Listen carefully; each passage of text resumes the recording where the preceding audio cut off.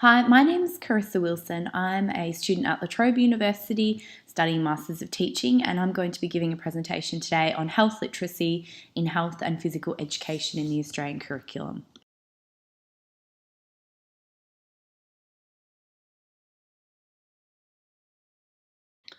Although it is largely still misunderstood or poorly understood by the general populace, the links between low levels of literacy and poor health is gaining more attention amongst prominent international bodies such as the World Health Organization.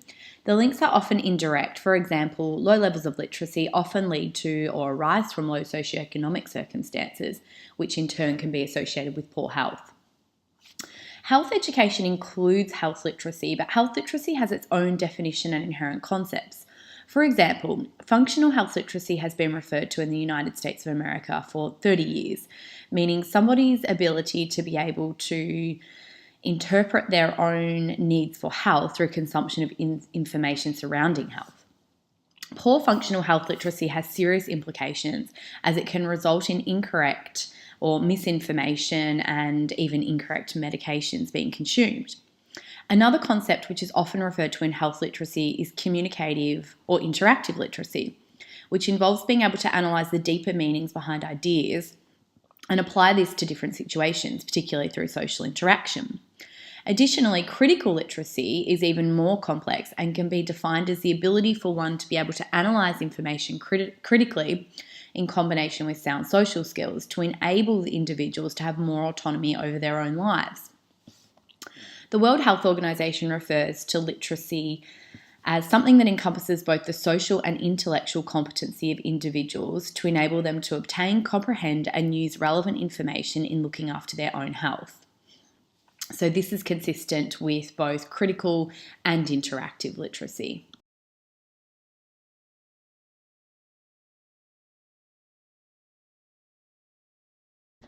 Now I'm going to talk about health literacy and how it relates to the Australian curriculum. So we should start by looking at first the overarching goals of the health and physical education in the Australian curriculum.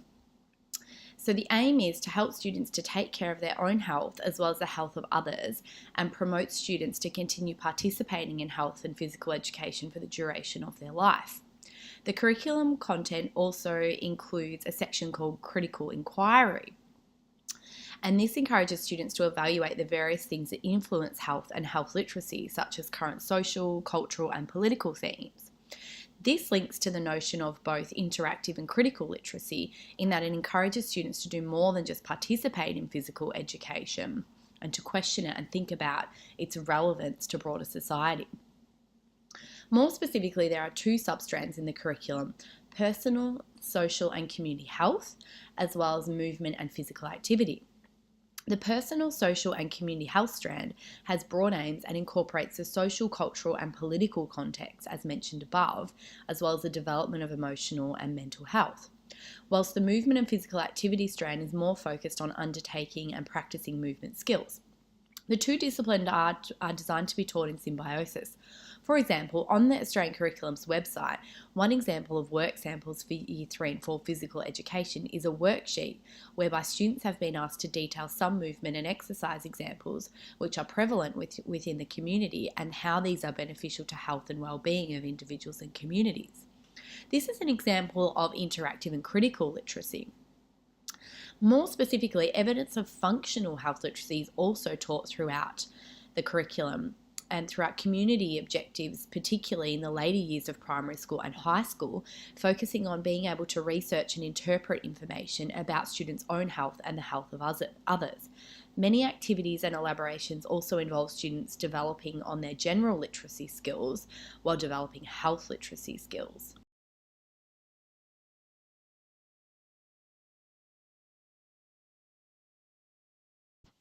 I've talked about what health literacy is and how it's embedded in the Australian curriculum. So now I'm going to talk about the how and why of health literacy. So why should we incorporate health literacy into school-based physical education programs and the potential challenges and limitations? The World Health Organization reports that improving access to and the quality of primary education in particular is going to be a major determinant in raising levels of health around the world. They also impress the point that raising literacy levels across the board will not just lead to a major international development milestone, but it will also contribute significantly to improving public health.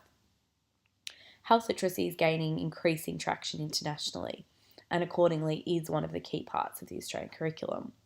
And schools have been identified as being significant agents for the promotion of health literacy.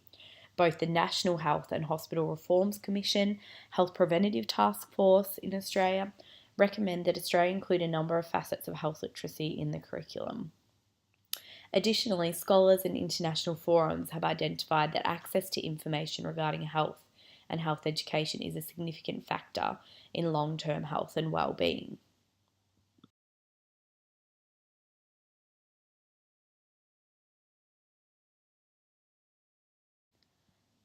The challenge or limitation, if you like, is put fittingly by the World Health Organization, as they state that health literacy is so much more than just teaching students to be able to read information on health, so that functional literacy, and involves individuals feeling equipped to be able to critically analyse information and possess the necessary skills to be able to look after their own health effectively.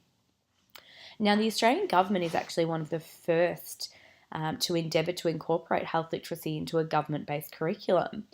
And whilst there's no doubt that teaching health literacy is beneficial, the limitations come about the way that this is actually implemented. So there's often a tendency to tick the box and just take a blanket approach, a one size fits all, which can render programs like this largely ineffectual. So it's suggested by some scholars, such as Alfrey and Brown, that for the most part, surrounding physical education in Australia has been somewhat simplistic. And whilst the curriculum does now seem to take a more complex view of health literacy, the devil is in the detail of how we implement this. So they suggest that we ensure that we don't digress from the curriculum in our teaching and that we tailor teaching to students' needs and current competencies in health literacy. Other research also indicates that this limitation is not just confined to Australia. For example, Kale and Alfrey, in their 2013 article, which is focused on health literacy in the UK, suggests that teachers often fall short of delivering the complex themes in health education and end up teaching heavy on sport and physical instruction. So they recommend that we ensure that teachers are adequately informed in teaching health literacy through mechanisms such as professional development.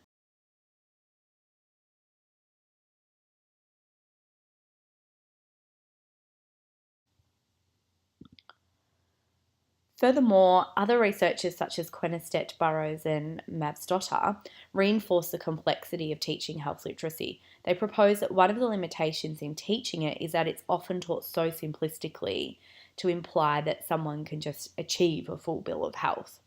Instead, we really need to recognise, as they suggest, and communicate through teaching that health is dynamic and definitions of what is healthy will change over time.